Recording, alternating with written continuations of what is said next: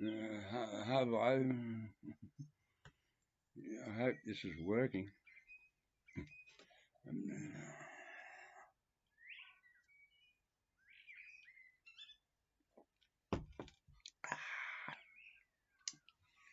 It's just, I don't know if this is working or not.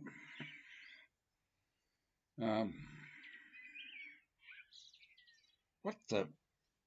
Yeah, I'm deeply concerned for these audio files. Um, it's a tragedy, and I'm trying my best to give them some advice. Hey, look up there. See that one?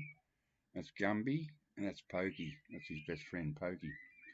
Um,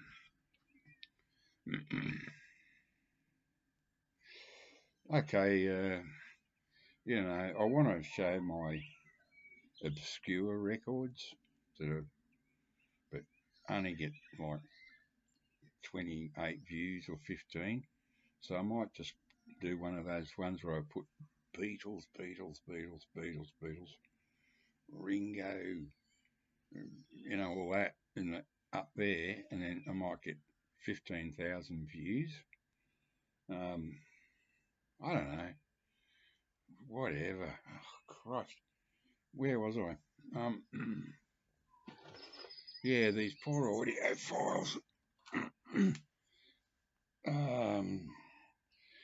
Trying to um,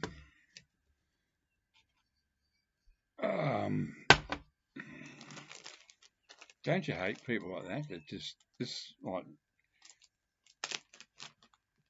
imagine if you're in a pub or something. Imagine this was like an outdoor area in a trendy pub or a patisserie or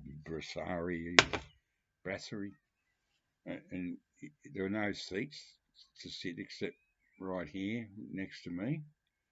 And oh, sorry, that's better. um, and you'd have to listen to my shit. Well, luckily for you, that was the only seat in this little beer garden, and now you got to listen. I was down the Salvos the other day, and this lonely woman that just started working there was talking to everyone, saying things like, "Oh, my daughter doesn't talk to me," and all that. And I was going through the CDs, and I whipped out. I showed them. Got some really good CDs there for $2 each, which was way too expensive. It's a rip-off. Should be $1. But and she started talking. She said, "Oh, the Beatles or something." And I said, "Oh, Beatles are for the girls when I was a kid."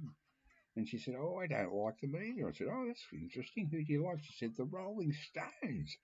And I said, "Oh, yeah, I got every Rolling Stones album and single and EP in Australia from the beginning to the end of the 60s." And suddenly it clouded over um, the um, and I said, "Oh, what Stone songs do you like?" And she couldn't think of one. So I went easy on her. So I said, at least the Stones.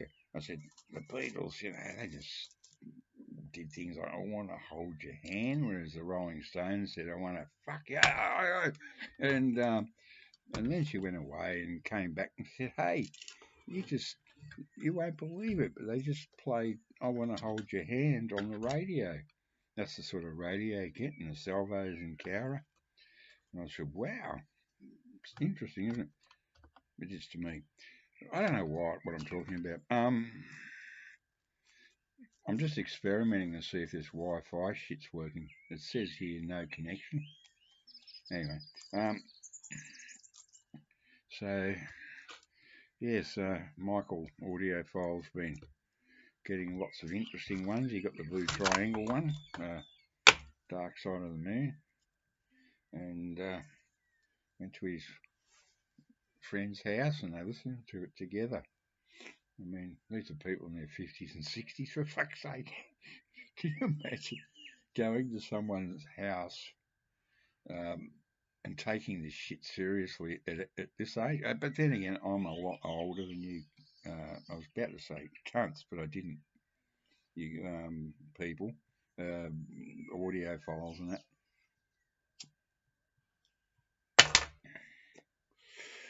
No, talking about the air, the sound stage, the kaboomy, the kabami. And then I thought, hang on, I've got a bloody um, OG mono pepper that sounds absolutely extraordinary, I must say. And but I remember I had an original copy, and I sold it to my friend and bought a stereo. A couple of years after I bought that, and then I thought, oh shit, this sounds like shit. So I was forever chasing getting an original mono again. It took decades and decades and decades to get one. And I found a dusty one in a groovy little record shop in Newtown in Sydney.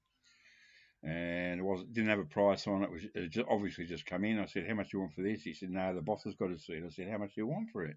And he said, I'll ring the boss. And I looked at it, and as soon as I saw it, I went, "Oh, this is mint minus, excellent, whatever." And it was filthy, It hadn't been, but I could see it was a good one. And he said, "Oh, the boss wants $70 for it." I said, "Oh, all right then." Now, I mean, this is about 12, 15 years ago or something. But yeah, it turned out to be an absolute gem. But what I have to say is that be careful, you audiophiles. Be very careful, because when I had my original mono on a toy plastic record player, and it wasn't, no, that's a lie. I used to play it on my parents' stereo. It wasn't a stereogram, radiogram, and it had all the speeds: 16, 33, 45, and 78. Now, what we used to do was play. We'd only be able to afford to buy one album a year or half a dozen singles, so you get bored with them. So then you'd start playing them on 16 and 78. So I'm just saying, you audiophiles that think you're getting something that looks great, you just don't know where it's been. I mean, we just had a sapphire stylus, wasn't even a bloody diamond, and so, you get bored with when I'm 64, so you put it on 78. When I'm 64, when I'm 64, and that's over. And then that horrific nightmare, like being in the worst Indian restaurant in the world, within you and without you, you'd put it on 16, and it actually sounded better, much, much better, especially that laugh at the end.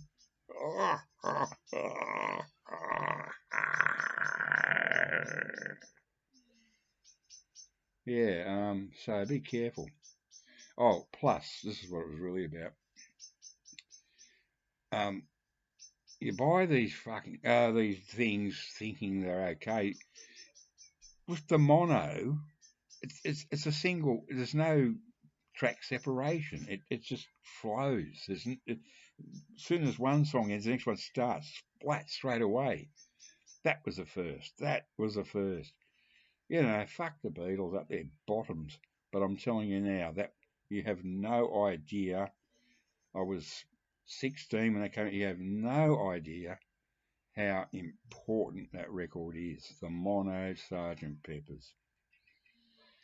You cannot imagine, unless you're my age, how important that was. There'd be no prog rock without that. There'd be no. It was just mind-boggling what they did on a 4-track, for Christ's sake, and with George Martin, and God bless him for that. Yeah. Oh, that's right. Because there was no track separation, you'd have to guess where the tracks were. So I never did that. I just played it through. I'm not an audiophile, but I've always looked after my things, And but I bought one copy previous to the one I've got now, where it was going all right until it got to She's Leaving Home, and suddenly the sound quality dropped for the whole track, and I thought, someone has just liked this album intensely, and has just only liked She's Leaving Home, and they played it over and over and over. You could hear the difference straight away; it just dropped in volume. What they used to do was, on their little toy record players, was guess where the next track they'd go, I don't like When I'm 64, I don't like whatever. Let's guess where for the Benham and Mr. Kite is, and they just sort of, you drop it where you thought it would be. So a lot of the times you can't see any damage done because they didn't scratch it in any way. So, you might buy one of those. Can I say fucking on here? If I say it really fast, like on 78, fucking, or 16.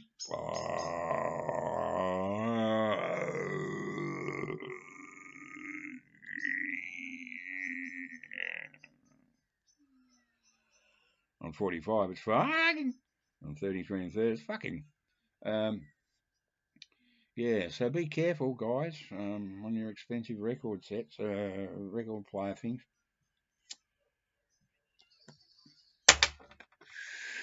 It might look fucking mint triple plus, but it could possibly be poor -3. And by now,